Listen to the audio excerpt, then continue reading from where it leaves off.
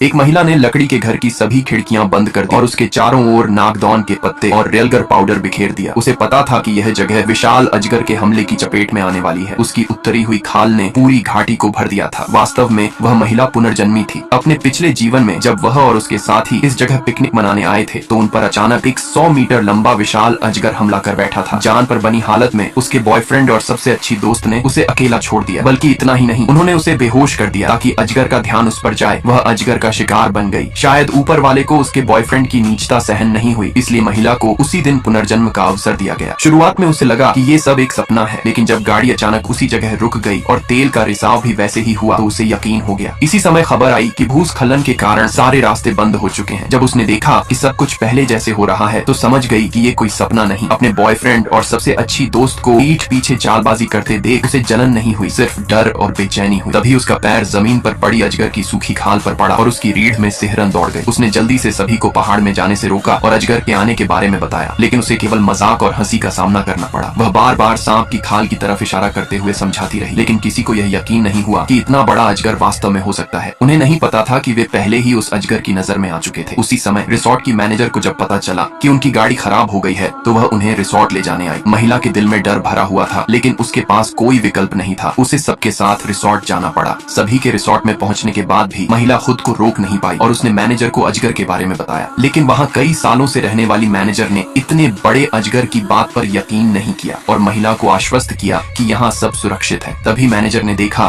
कि नया जनरेटर खराब हो गया है। वह जब पास जाकर उसे देखने लगी तो महिला ने अचानक उसे खींचकर पीछे कर लिया, क्योंकि उसे याद था कि पिछले जीवन में यही लड़की जब मशीन के पास गई थी तो वह फट गई थी। आखिर में वह भी अजगर के हमले से नहीं बच पाई थी। महिला की चेतावनी के बावजूद मैनेजर ने उसे नजरअंदाज किया और कहा कि यह नया और इम्पोर्टेड जनरेटर है, इसमें कोई दिक्कत नहीं होगी। लेकिन जैसे ही उसने ये कहा, मशीन फट गई। महिला ने जब फिर उसे बताया कि आज रात अजगर हमला करेगा तो भी उसे इस पर विश्वास करना मुश्किल लगा। मैनेजर के संदेह को देखकर महिला ने खुद तैयारियां शुरू कर दी। पिछले जीवन की याद के अनुसार उसने सबसे जर्जर लकड़ी का घर चुना, क्योंकि उसे याद था कि उसके नीचे एक अटूट तहखाना था। इसके बाद उसने वहाँ सांपों से डरने वाली चीजें बिखेर दी। रात होते ही बाकी लोग अब भी तेज म्यूजिक बजा रहे थे, इस बात से अनजान की यह आवाज अजगर को और भी ज्यादा आकर्षित करेगी। महिला उन्हें रोकने दौड़ी, लेकिन उसकी सबसे अच्छी दोस्त ने सोचा कि वह जानबूझकर उन्हें टारगेट कर रही है। महिला अब और चुप नहीं रह सकी और उसने सबके सामने अपने बॉयफ्रेंड और दोस्त की घटिया हरकतों का पर्दाफाश कर दिया। बॉयफ्रेंड जब देखा कि बात खुल गई है तो वहीं उससे ब्रेकअप कर लिया, लेकिन महिला को फर्क नहीं पड़ा, क्योंकि उसे पता था कि वो अब बचने वाले नहीं है। उन्हें नहीं मालूम था कि विशाल अजगर विला के बाहर पहुंच चुका है। भीड़ अब भी मस्ती में लगी थी और महिला अब और समय नहीं गंवाना चाहती थी। अब रिसोर्ट की मैनेजर ही अकेली थी जो उस पर विश्वास करने लगी थी। उधर बाकी लोग अब भी सेल्फी ले रहे थे।